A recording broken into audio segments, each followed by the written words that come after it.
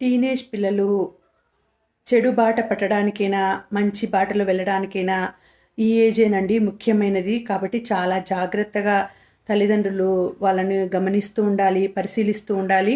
ఎందుకంటే వాళ్ళ స్నేహితుల గురించి కానీ, వాళ్ళు ఎవరెవరితో కలుస్తున్నారు, ఎవరెవరితో మాట్లాడుతున్నారు, వాళ్ళకి ఇప్పటి కాలంలో పిల్లలు ఎక్కువగా మొబైల్స్ యూజ్ చేస్తుంటారు.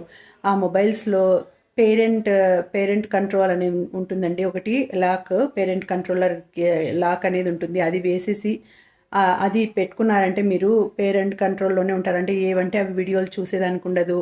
కాబట్టి కొంచెం జాగ్రత్తగా పిల్లల్ని గమనిస్తూ ఉండాలి. వాళ్ళ మనసుని కొంచెం మంచిగా చెప్తూ మీ పక్కకు తిప్పుకోవాలండి. వాళ్ళు కోపంతో ఏదో ఒక మాట అనేస్తారు. కానీ మనం మంచిగా లేదు, లేదు నాన్న ఇట్లా కాదు, అట్లా చేయాలా నాన్న, నేను చెప్పినట్టు విను అని మంచిగా మీరు చెప్తే ఖచ్చితంగా వింటారు. కోపంతో చెప్పకూడదు.